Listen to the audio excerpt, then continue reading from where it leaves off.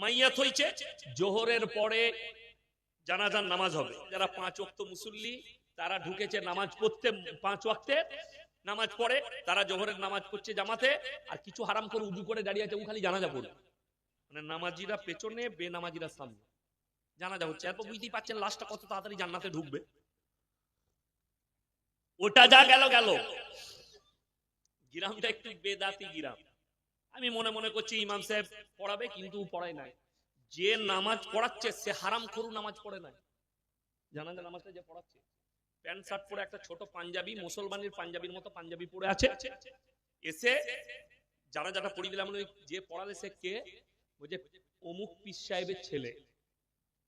আর আমার চাচা ছিল, ছোট চাচা, সেও মাদ্রাসায় পড়েছে, একটু রাগী। সে নামাজ শেষ, নামাজ সব বরবাদ হয়ে গেল। আমিও বলে দিলাম নামাজ কারো হয় না। কেন?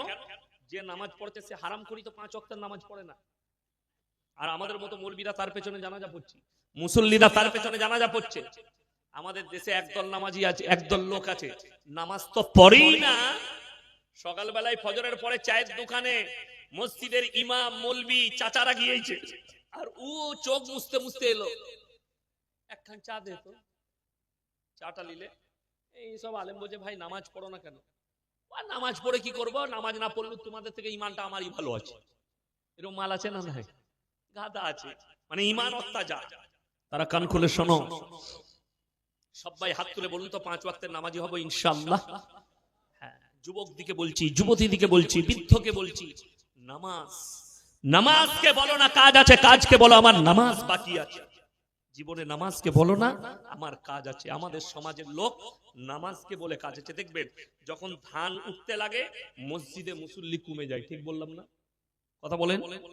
ধান চাষ হয়, মুসল্লি কমে যায়। আপনি চলুন আমার বর্ধমান জেলায় দেখিয়ে দেবো, এখন ধান উঠছে, বলে এখন আমার সময় নাই নামাজ পড়ার। হারাম কর, তোর ধানে কি করে বরকত হবে? তুই বলছি বরকত হবে আমার ধানে, আমি নামাজ পড়ি। হারাম কর, ধান তোলার লেগে নামাজ ছাড়বি, আর তুই মুসল্লি? নামাজের থেকে ধান আগে হয়ে গেল, ওই জন্যই তো আল্লাহ বরকত দেয়নি, ওই জন্যই তো তোমার মালে বরকত নেই।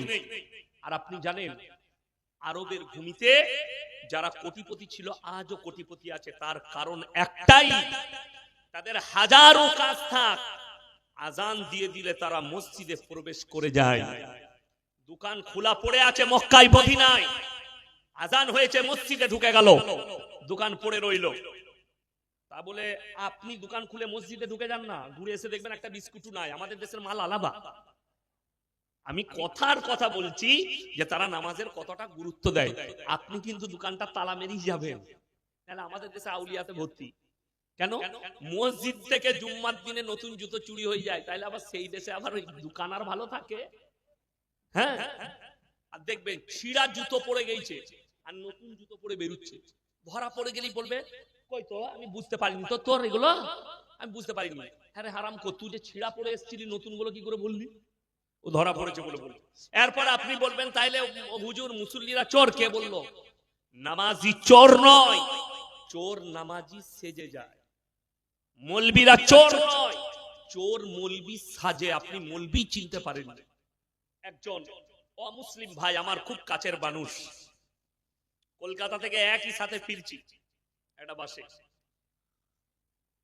আমাকে বলল হুজুর আপনার প্রচুর জলসা শুনি, আমি ভক্ত মানুষ, বলে আমি কয়েকটা প্রশ্ন করব, উত্তর দিবেন? আমি অবশ্যই আপনি করুন, আমি উত্তর দেবো।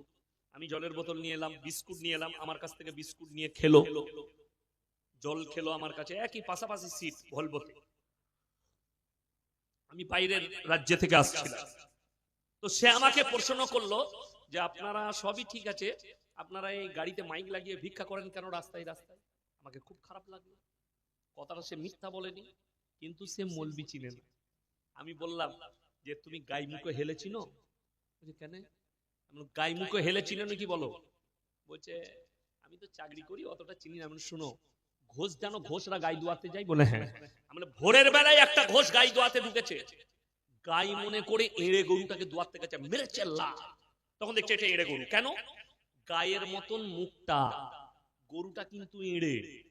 তো মৌলবি গোছের দাড়ি লাগিয়েছে, টুপি লাগিয়েছে, লম্বা জামা পড়েছে, মাইক টাঙ্গিয়ে চুরি করে আদায় করে বেড়াচ্ছে, তাকে আপনি মৌলবি ভাবছেন? সবাই মৌলবি নয়। আর যে মৌলবি হবে সে চোর হবে না, যে মৌলবি হবে সে বাত্তিন হবে না। এই লোকটা মৌলবি সেজেছে, আমাদের মতো গেটআপ লাগিয়ে বদনাম করছে। তাকে আমি বললাম আপনি কি বলছেন? আমরা জানি অনেক বিভিন্ন দেশ, America, London, Britain, Japan, German, আজকে গোটা পৃথিবী মুসলমান মানি সন্ত্রাসবাদ, দাড়ি টুপি মানি সন্ত্রাসবাদ। ঠিক বললাম না ভুল বললাম?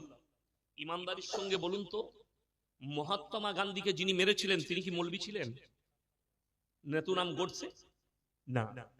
আতঙ্কবাদীর আমি বুঝালাম যে হ্যাঁ, আমার এখানেও যদি কোনো হিন্দু ভাই আমার বক্তব্য শুনেন, দলিত ভাই শুনে যান, কারুর যদি মাইনে এটা থাকে হিন্দুকে মেরে দাও, কাফেরকে মেরে দাও, সে ইসলাম বুঝেনি। আমার আল্লাহ কোরআনে বলেছেন কোন মানুষ কোন নিরীহ মানুষকে যদি হত্যা করে সে গোটা মানব জাতিকে হত্যা করলো। কোন মানুষ যদি কোন মানুষের উপকার করে, এখানে আল্লাহ ধর্মের কথা মেনশন করেননি, সে গোটা মানব জাতির উপকার করলো। ওই জন্যই তো নবীজি বলেছেন তুমি দেখো না তোমার বাড়ির পাশে কে আছে, ক্ষুধার্ত হলে খাবার দাও, বস্ত্রহীন হলে বস্ত্র দাও, বিপদে পড়লে পাশে দাঁড়াও, তার ধর্ম দেখো না। এটাই হচ্ছে নবীজির আদর্শ, আর এটাই হচ্ছে আমার আল্লাহর হুকুম। তাহলে ইসলাম কি করে মারতে বলতে পারে, কি করে মার্ডার করতে বলতে পারে, ইসলাম কি করে বোম ব্লাস্ট করতে পারে বলতে পারে? যারা করছে তারা ইসলামের হর্ষইটাও বুঝে না, ইসলামের কিছুই বুঝে না। ইসলাম টেররিজমকে কখনো সাপোর্ট করে না, ইসলাম আতঙ্কবাদীকে সাপোর্ট করে না, ইসলাম টেররিস্টকে সাপোর্ট করে না। আমার বন্ধুগণ, তোমার ভেতরে যে কিড়েটা ঢুকানো হয়েছে, তোমার মাথায় যে মগজে যে গোবরটা ঢুকানো হয়েছে, যে মুসলিম মানেই সন্ত্রাসবাদ, এটাকে একটু বেরিয়ে আসুন। নবীজির জন্ম কুণ্ডলিটা পড়ে নাও, কোরআনের ব্যাখ্যা বিশ্লেষণ করো, কোরআনের একটু আদর্শটা পড়ে নাও, তাহলেই বুঝতে পারবে ইসলাম ইজ দা সেফটি। ইসলাম হচ্ছে একটা সেফটি ধর্ম। কেমন? চারিদিক দিয়ে আপনি যদি মনে করেন নামাজ, রোজা, তাসবিহ, তিলাওয়াত, হজ, যাকাত এটাই শুধুমাত্র ইসলাম, আপনি ভুল করবেন। এর মধ্যে ইসলাম সীমিত নয়, পরিপূর্ণ একটা জীবন ব্যবস্থার নাম ইসলাম। যে জীবন ব্যবস্থাটা রাসূল আকরাম সাল্লাল্লাহু আলাইহি সাল্লামের আদর্শ মোতাবেক হবে, যদি তার বাইরে চলেন, তার আদর্শের বাইরে কাজ করেন, তো আপনি শরীয়ত বিরোধী কাজ করেছেন, ইসলাম বিরোধী কাজ করেছেন, তখন কিন্তু আপনি পাপী হবেন। আর আমার আল্লাহ কোরআনে বলেছেন, কে জানি না সে মৌলবি না, মুহাদ্দিস, মুকাররির না, মুফাসসির, সে ডাক্তার না, মাস্টার, প্রফেসর না, ইঞ্জিনিয়ার, এটা জানি না। আল্লাহ কোরআনে এতটুকু বলেছেন, মান আমিলা সালিহান ফালিনাফসি ওয়া মান আসআ ফাআলাইহা। যে বা যাহারা ভালো কাজ করবে আল্লাহ তাদেরকে পুরস্কার দিবেন, যে বা যাহারা খারাপ কাজ করবে আল্লাহ তাদেরকে তিরস্কৃত করবেন কিয়ামতের দিনে। আল্লাহ আমাদেরকে হেফাজত করুক, বলুন আল্লাহুম্মা আমিন। আমার বন্ধুগণ, আমার ভাই, আমি আপনাদেরকে অনুরোধ করছি, নামাজ জিন্দেগিতে কেউ ছাড়বেন না। যদি বলেন হুজুর নামাজের দ্বারা কি ফায়দা আছে, ইন্নাস সালাতা তানহা আনিল ফাহশাই ওয়াল মুনকার, নিশ্চয় নামাজ এমন একটা ইবাদত, মানুষ যখন নামাজ পড়তে শুরু করবে খারাপ কাজ থেকে সরিয়ে তাকে ভালো কাজের দিকে নিয়ে যাবে। আপনার সন্তান কোথায় উঠা বসা করছে, আপনার সন্তান কার কাছে বসছে, এটাও আপনাকে খোঁজ রাখতে হবে। আমার ছেলে কি করছে আমি জানি না, আমার ছেলে যা করছে করুক, এটা আপনি ভুল। ওই বাপ পাপী, ওই বাপ নিকৃষ্ট, ওই বাপ হচ্ছে সেই সন্তানের দুশ্মন। এখন আমাদের দেশে অনেক মা, অনেক বাপ, ছেলের বয়স 12 বছর, না না ও হুজুর বলুক ছেলের কষ্ট হবে, ওকে ফজরের নামাজে উঠাবো না। এর থেকে বড় দুশ্মন মা বাপ পৃথিবীতে আর কেউ নেই। তোমার মেয়ের 12 বছর বয়স, ফজরের সময় কষ্ট হবে, একটু উঠিয়ে দাও, নামাজটা পড়ে লে। মা, উজু করতে যদি ঠান্ডায় কষ্ট হয়, একটু সন্তানের জন্য তুমি নিকি পাবে, কষ্ট করে গরম পানি করে দাও, তার উজুর পানি রেডি করে দাও। মা বিটি পাশাপাশি নামাজ আদায় করবে, বেটা বাপের সাথে মসজিদে যাবে। আজকে বিশ্বাস করুন, আপনার কাছে নামাজের কোনো গুরুত্বই নেই, আপনি গুরুত্বই দেন না, অথচ নিজেকে মুমিন বলে দাবি করেন, মুসলমান বলে দাবি করেন। কোরআনে আছে কিয়ামতের দিনে জাহান্নামীরা জাহান্নামের রাস্তায় যাবে, জান্নাতীরা জান্নাতের রাস্তায় যাবে। জাহান্নামীরা যখন যাবে জান্নাতীরা আটকিয়ে দেবে, দাঁড় করাবে, ফি জান্নাতি ইয়াতাসাআলুন আনিল মুজরিমিনা মা সালাকাকুম ফি সাকার। তোমরা কেন জাহান্নামে যাচ্ছ? তোমরা বলতে আমরা ভদ্রলোক, ভালো লোক, আজকে কেন জাহান্নামে যাচ্ছ? তারা এক নম্বর উত্তর যেটা দেবে, ক্বালু লাম নাকু মিনাল মুসাল্লিন, আমরা মুসল্লিদের মধ্যে ছিলাম না, নামাজি ছিলাম না, আল্লাহ তাই আমাদেরকে জাহান্নামে পাঠিয়েছে। আমার বন্ধুগণ, সবাই হাত তুলে বলুন, নামাজ আমরা কেউ আজ ফজর থেকে আর কাজা করব না, জোরে বলুন ইনশাআল্লাহ। এখন বলে দিলে গায়ে লাগবে। আমাদের পশ্চিম বাংলায় 100টা জলসা হলে 100টা জলসা কমিটির মধ্যে 90টা জলসা কমিটি বেনামাজি। আমাকে দাওয়াত দিবেন না আলহামদুলিল্লাহ, কিন্তু হকটা আপনাকে শুনতে হবে। আপনি জলসা কমিটিতে আছেন, মাদ্রাসা কমিটিতে আছেন, মসজিদ কমিটিতে আছেন, আপনি মসজিদের কমিটিতে থাকতে চান, যেহেতু আপনার আত্মীয় আপনার পরিবার বলবে মসজিদের কমিটিতে আছে, আপনার একটা সুনাম হবে যে মাদ্রাসার খিদমত করছে মসজিদের, আর আপনি হারাম কাজ করবেন মানে, আপনি নামাজ পড়বেন না মানে, আপনি বেনামাজি মানে, আপনি হারাম কাজে লিপ্ত থাকবেন মানে, আপনি সুদ খাবেন মানে, আপনি লটারি বেচবেন মানে, আপনি মদের কারবার করবেন মানে, আপনি জিনা করবেন মানে, কে বললো তোমাকে থাকতে? বড় কষ্ট লাগে, কিন্তু যার জোর মুলুক তার, ঠিক কি না? গায়ে জোর আছে, আমাকে কে বার করবে দেখি কমেডি দেখি, গায়ে শক্তি আছে, তাকে বার করতে পারবে না। গায়ের লোক বলে ওর সঙ্গে লাগতে যাবি না, ওর গায়ের বল আছে, গুলি চালাবে, বন্দুক চালাবে। আচ্ছা বলুন তো, যখন কবরে যাবে কাকে গুলি চালাবি তুই? কতটা বুঝতে পেরেছেন না পারেননি? আমার মালাকুল মউত এলে মারতে পারবে যে তুই চলে যা, আমি এখন মসজিদ কমিটি আছে, আমি জীবনে মরবো না? হ্যাঁ, ওইটাই হচ্ছে কোরআন। ওয়ালাউলা ইযা বালাগাতিল হুলকুম আনতুম হিনা ইযিন তানজুরুন। যারা দুনিয়াতে শক্তি দেখাচ্ছ, আমার লাঠির জোর আছে, আমার পাটির বল আছে, আমার গায়ের বল আছে, আল্লাহর কসম যখন তোমার কাছে মালাকুল মউত আসবে, কোরআন বলছে ওয়ালাউলা ইযা বালাগাতিল হুলকুম, তোমার মৃত্যুকে টেনে যখন হালাকে আনা হবে, আনতুম হিনা ইযিন তানজুরুন, তুমি শুধু বিছানায় শুয়ে থাকবে, পালোয়ানের মতো মানুষ শক্তিশালী বিছানায় শুয়ে থাকবে, তুমি খালি ভ্যাল ভ্যাল করে তাকিয়ে দেখবে, তাছাড়া তোমার আর কোনো উপায় থাকবে না। এটা কোরআন। ওই জন্য শক্তি প্রয়োগ করতে যাও না, হকের উপরে চলো, হকের উপরে টিকে থাকো, হালালের উপরে চলো। আমার বন্ধুগণ হাত তুলে বলুন, সবাই নামাজি হব ইনশাআল্লাহ? মাশাআল্লাহ, নামাজ পড়বেন। যুবকরা আমার, কচি কাচারা, তোমরাও নামাজ ছাড়ো না, নামাজ পড়ো। আমার মা বোন, আপনার শত কাজের পরেও আপনি নামাজটা পড়লেন। মাদের জন্য তো এত সহজ নামাজ পড়া। ফজরের পরে নাস্তা করে ভাতটা চাপিয়ে দিলেন, ভাত হয়ে গেল, তরকারি হয়ে গেল, গোসল করে জোহরের নামাজের জন্য তৈরি। কিন্তু সকাল থেকে আমার মা বোনেদের কি সমাজে হাঁস, মুরগি, ছাগল, ডিম, ঝগড়া। এই 5টা মাস সকালবেলায় উঠি, নিজের যাকে কি করে গাল দিবে খুঁজে পাচ্ছে, দিয়ে নিজের মুরগিকে গাল দিচ্ছে, ঝিমুনি তুই মরে গেলি না, তোর আঁটুড়ো লেগে গেল না। আর একটা যা মনে করছে ও আমাকেই বলছে, সে তখন তার ছাগলকে বলছে, তুই লড়ির তলায় গেলি না, তোকে শিয়ালে খেলো না। ছাগল আর মুরগি বলছে, আল্লাহ আমরা সকালবেলায় কি করলুম গো? বলে তোরা কিছু করলি না, মাল সব ব্যাকিং এ চলছে। বলছে তোদিকে যারা বুঝার তারা বুঝছে। তাইলে এদের নামাজ কি করে হবে? ওইটাই তো। আর কিছু খালা নামাজ তো পড়েই পড়ে, কবরে যাওয়া মাত্র মার শুরু হয়ে যায়, এমন নামাজ। জীবনে তো কোরআন পড়ে না। আমি তখন তালবিলি, তো আমাদের মসজিদে একজন মুফতি সাহেব ছিলেন, ইমাম, তো বাড়ি গেলে আমাকে মাঝে মাঝে বলতো নামাজটা পড়িয়ে দেবে।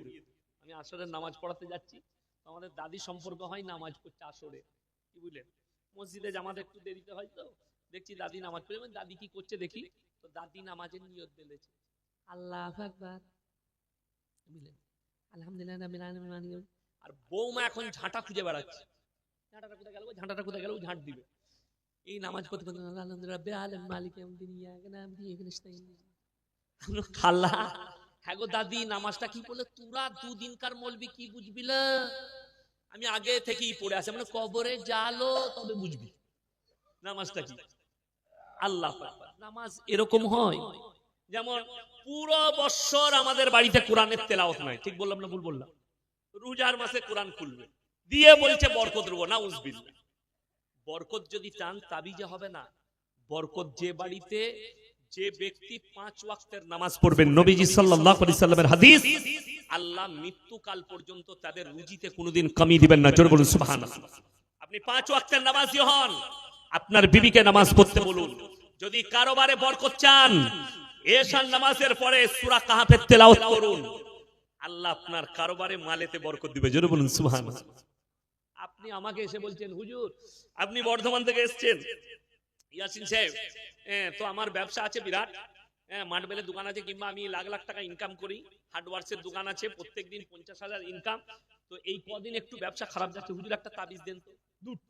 তোর প্রত্যেকদিন 50,000 আর আমি মাসে 10,000 পাই, তাহলে তাবিজটা তোকে লাগবে না আমাকে? কথা বলে আমাকে লাগবে আগে। আচ্ছা এরকম পৃথিবীতে বুকা মলবি কেউ আছে লোককে বড় লোক করে নিজে গরিব হবে? আমি লয়। এই ইনারা হতে পারে যে তাবিজ দিয়ে বড় লোক করে দেবো, কিন্তু আমি লয়, আমি মোটেই পারবো না। আমি আগে বড় লোক হবো, তারপরে তোমাদেরকে করবো।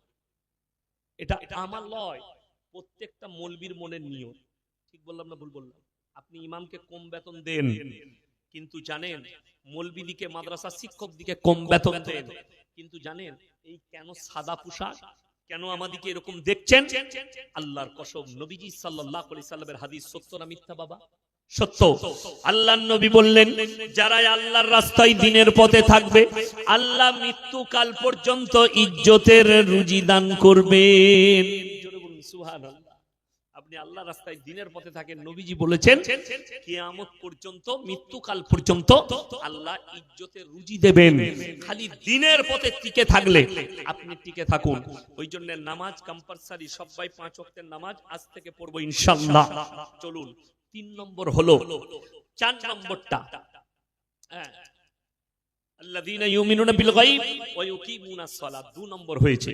3 নম্বর ওয়া মিম্মা রাযাকনাহুম ইউনফিকুন, আর আমি যে রিজক দান করেছি সেখান থেকে তোমরা ব্যয় করবে। আল্লাহ যে রিজক দিয়েছে, যে দৌলত দিয়েছে, যে মাল দিয়েছে, সেখান থেকে তোমরা ব্যয় করো। আশ্চর্য লাগে, আপনি মাঠে ধান লাগিয়েছেন, ফুলকপি লাগিয়েছেন, সবজি লাগিয়েছেন, পুরো সিজন সবজি বিক্রি করে আপনি 3 লাখ টাকা ইনকাম করলেন, সেখান থেকে আপনি ওষর দেন, সেখান থেকে ওষর দিয়ে দেন, কিংবা বিক্রি করে দিয়ে দেন। আমার বন্ধুগণ, আপনি কি করছেন? মৌলবীদের কথা শোনা যাবে না, টাকা শেষ হয়ে যাবে। এক কাজ কর, 3 লাখ টাকা যখন হয়েছে 3 লাখ টাকাটা সুদের উপরে ছড়িয়ে দে। 3 10 30,000 টাকা মাসে সুদ পাবো, আমার টাকাও থেকে যাবে, বড় লোক হয়ে যাব। হারাম জিনিসকে হালাল জায়গা, হালাল জিনিসকে হারাম জায়গায় ইস্তেমাল করা, এই যে আপনি হারাম পদ্ধতি নিয়েছেন। আপনি বলুন তো, জানেন দোয়া কবুলিয়াতের জন্য প্রথম শর্ত হচ্ছে হালাল খাবার। কি খাবার বললাম? হালাল খাবার। এই আমার আগে শাহজাহান বাবু বলছিলেন যে আমি দোয়া করছি, মৌলবীরা দোয়া করবে কবুল হয়ে যাবে। আপনি সুদের টাকা দিয়েছেন, শাহজাহান জানবে কি করে? বুঝতে পারেননি? আপনি সুদের টাকা দিয়েছেন, আমাকে দাওয়াত দিল গ্রামের মানুষ, আপনি আসুন, এরপর যদি আমাকে হারাম খাওয়ায়, দায়ী কে? আমি না কমিটি? কমিটি। তুমি আমাকে হারাম খাওয়াবে কেন? আমি তো জানি একটা মুসলমান ব্যক্তি দাওয়াত দিয়েছে, তুমি জানো এখানে মাদ্রাসা, ইলম শিক্ষা হয়, এখানে মসজিদ হবে, মসজিদের আদায় হচ্ছে, তুমি জেনে শুনে লটারির টাকা দিলে। একজন এসে আমাকে বলছে হুজুর মাসার ছেলেদিকে খাওয়াবো। কি খাওয়াবে বা? হুজুর বিরিয়ানি। বিরিয়ানি খাওয়াবে? মাশাআল্লাহ। আমি বললাম তাহলে মাস্টারকে ফর্দ করে দেন তো, কি কি লাগবে, আমার যে আছে মাদ্রাসার হিসেব বাকি করে, বোর্ডিং চালায়, মানে ফর্দ করে দেন। আমি বললাম বাবা কি খুশিতে খাওয়াচ্ছ? হুজুর লটারিতে 4 লাখ পড়েছে। আমরা তোবা তোবা তোবা, শালা লটারির টাকা তালবিলিমকে মৌলবীদিকে। সে উঠে চলে গেল। দুঃখটা কোথায় বলি? আমাদের মাদ্রাসায় গেলে একটা দৃশ্য পাবেন, আমরা বাপ বেটা মাদ্রাসায় খাই না। আমি লখনৌ ইরফানিয়ায় পড়েছি, জীবনে মাদ্রাসায় খানা খাই, নিজে রান্না করে খেতাম, কোনোদিন বোর্ডিং এর খানা খাই। আমার উস্তাদ কারি বদরুদ্দুজা সাহেব, বিখ্যাত মানুষ, বিখ্যাত কারি, মেদিনীপুরে বাড়ি, আমার সঙ্গে খুব ঘনিষ্ঠ সম্পর্ক। আমি যখন দাখলা নিই, ফরমটা দিই, ফরমে যখনই দেখেছে মৌলভী শওকত আলী মাজাহিরি, তখনই ফরমটা আলাদা করে দিয়েছে, বলে তুমি সাইডে বসো, ভালো কারির কাছে তোমাকে দেবো। তখন থেকে আমি রান্না করতাম, উনি আমার কাছেই খানা খেতেন, আমি ওনার খানা রেডি করে রেখে দিতাম। আমার উস্তাদ এখনো আছেন, সরকারি চাকরি ইরফানিয়ায়, তিনি হচ্ছেন ইনচার্জ। আমি অনেক উস্তাদ দেখেছি আমার জীবনে, উনি খালি 1 মাস হাজিরি করতেন, 1000 থেকে 1200 ছাত্র। 1 মাস পরে যে ছাত্রটাকে দেখাতাম, দেখিয়ে দিত এই ছাত্রটার নাম কি, তার নাম, তার বাপের নাম, তার ঠিকানা, তার গ্রাম সব বলে দিত। আল্লাহ এত জেহেন দিয়েছে। তো ওই কারি বদরুদ্দোজা সাহেব আমার উস্তাদ ইরফানিয়াই, আমি জীবনে মাদ্রাসায় খাই, মাদ্রাসায় কোনোদিন কেউ যদি কোরআন খানির দাওয়াত দিত আমি যেতাম না। সবজি রান্না করে খাবো, নিজে রান্না করতাম আমি। আমার সঙ্গে আরো সাথী ছিল আমার 3-4 জন, আমার কাছেই খেত রান্না বান্না। তাদেরকে বলতাম দাওয়াত খাবার দরকার নাই, যেদিনে বিরিয়ানি খেতে মন যাবে আমাকে বলবি দম বিরিয়ানি করে, হায়দ্রাবাদি বিরিয়ানি করে। আপনাদের নদিয়া ডিস্ট্রিক্টে যতগুলো হোটেল আছে, কোনো বাপের বেটা বাবুর্চি আমার মতো রান্নাতে পারবে না, ওগুলো সব কর্মচারী আমার কাছে। আমি যা বিরিয়ানি রান্না করব, শুধু আমি বক্তা নয়, আমি বাবুর্চিও ভালো, আলহামদুলিল্লাহ। আমার বন্ধুগণ, আমার ভাই, আমার বলার উদ্দেশ্য, আপনি যে খাবারটা খাচ্ছেন আপনাকে তাকওয়া অর্জন করতে হবে। আমার প্লেটে খাবারটা এসছে, খাবারটা যেন হালাল হয়। আপনি মাদ্রাসায় দান করছেন, হালাল টাকা দান করবেন, কেন হারামটা দিবেন আপনি জেনে শুনে? আমরা তো মৌলবীরা জানি না, আপনি হারামের টাকা অনেকজন দিয়ে দিচ্ছে। আমি বলছি, তুমি যদি পাক্কা সুদখোর হও, তুমি মাদ্রাসায় টাকা দিও না, তোমার টাকায় মাদ্রাসা চলে না। আল্লাহর কৃপায় একটা লোক সবজি বিক্রি করে, একটা লোক ধান চাষ করে, সে যদি 100 টাকা দেয়, ওই 100 টাকাটাই আলহামদুলিল্লাহ আল্লাহর কাছে মকবুল হবে। তুমি যদি সুদখোর হও, সুদের কারবার করো, আর তুমি যদি 5 কোটি টাকা দাও, যতই মৌলবীরা দোয়া করুক তোর দোয়া কবুল হবে না। লেখে নিয়ে আমার বন্ধুগণ, আমার ভাই, ওই জন্য আল্লাহ যে রিজক দিয়েছে সেখান থেকে ব্যয় করব। জোরে বলুন ইনশাআল্লাহ। ইমানদারির সঙ্গে বলুন, একজন সবজি বিক্রেতা, তিনি সবজি বিক্রি করেন, হালাল ইনকাম করেন, তার 3টে বেটা, 3টে বেটাকে মানুষ করেছে। সেই বাপ ছেলেদের জন্য কোন রকম একটা বাড়ি করেছেন, আর কিছুই করতে পারেননি। এই বাপ মারা গেছে, এই বাপ দুনিয়া ছেড়ে চলে গেলেন। বলুন তো, সেই বেটা গর্ব করে চায়ের দোকানে বলবে না আমার বাপ কিছু না দিয়ে যাক আমাদেরকে হালাল খাইয়ে মানুষ করেছে, ঠিক কিনা? কিন্তু কোন সুদখোর বলতে পারবে, সুদখোরের বেটা, যে আমার বাপ আমাকে হালাল খাইয়েছে? যদিও এটা বলে, পেছনে লোক হাসবে, হাসবে না? হাসবে না? সুদখোরের বেটা বলছে বাপ হালাল খাইয়েছে, এটা পেছনে বলবে লোক। যেমন অনেক মুসলমান হিন্দু ভাইদের বাড়িতে যদি বলেন, হিন্দু বাড়ি যদি দাওয়াত দেয় খাওয়া যাবে, পূজোর অনুষ্ঠান ছাড়া যদি আপনাকে খাবার দাওয়াত দেয় খাওয়া যাবে, দুটো শর্ত। একটা হচ্ছে দেখতে হবে তার ব্যবসার উৎস যদি হালাল হয় খাওয়া যাবে। নাম্বার 2, যে খাবারটা খাচ্ছেন সেইটা যেন হালাল খাবার হয়। দুটো। অনেক মুসলমান আছে, কোন হিন্দু বন্ধু আছে, দাওয়াত দিল বিয়েতে, আমার মেয়ের বিয়ে চলে আসবে, গেল, দাদা আপনি তো মুসলিম, আমাদের এই মেয়ের জন্য যেটা মাংস রান্না হয়েছে এটা কাটা, বাকি মাছ আছে, সবজি আছে, ডাল আছে, আলু পোস্ত আছে, আপনি যেটা নিতে পারেন। ও আমার কাটা পাটা কোনো ব্যাপার নাই, তুমি সব দাও, বুঝে কর, চালিয়ে দিলে। ও কি মনে করলে তাহলে আমাকে ভালো মুসলমান বলবে?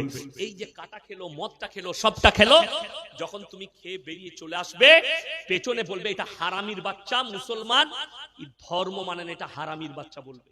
আর আপনি যদি বলেন দাদা আমার কাটাটা চলে না গো, মদ আমি ছুঁই না, আমি একটু ওই আলু পোস্ত আর ভাত খাই, 1 পিস মাছ ভাজা দেন দাদা, ওই মাছ ভাজা দিয়ে সবজি দিয়ে ভাত খেয়ে চলে এলেন, পেছনে লোকটা বলবে এটা ধার্মিক লোক, অনেক ভদ্র, এ ধর্ম মানে, এ নিজের ধর্ম থেকে সরেনি। আর ওই লোকটাকে পেছন থেকে গাল দিবে ওই হিন্দু ভাই। এটা আমি চ্যালেঞ্জ ছুড়ে বললাম, আমার সামনে ঘটনা ঘটেছে। আমার বন্ধুগণ, ওই জন্য যেখানে খাবেন হকের উপরে টিকে থাকলে আল্লাহর কসম হকের জিত আছে না নেই? কথা বলেন, হকের জিত আছে না? হকের জিত নেই, না হকের কোনো জিত নেই, হকের জিত আছে। যারা মনে করছেন যারা না হকে আছে তারাই ভালো আছে, যারা বেঈমানি করছে তারাই ভালো আছে, তাইলে তুমি কোরআন আর হাদিস খুলে দেখে নাও, ইসলামের ইতিহাস খুলো। ফিরাউন বলেছিল আনা রাব্বুকুমুল আলা, আমার থেকে উঁচু কেউ নাই, সেই যুগের জালিম বাদশা ফিরাউন। আল্লাহ তাআলা ফিরাউনকে মিটিয়েছেন না মিটাননি? বেজ্জতির সঙ্গে না ইজ্জতের সঙ্গে? বেজ্জতির সঙ্গে। নমরুদকে মৃত্যু দিয়েছে বেজ্জতির সঙ্গে। যারা জালিম হয়েছে, অত্যাচারী হয়েছে, আল্লাহ তাদেরকে বেজ্জতি করেছেন।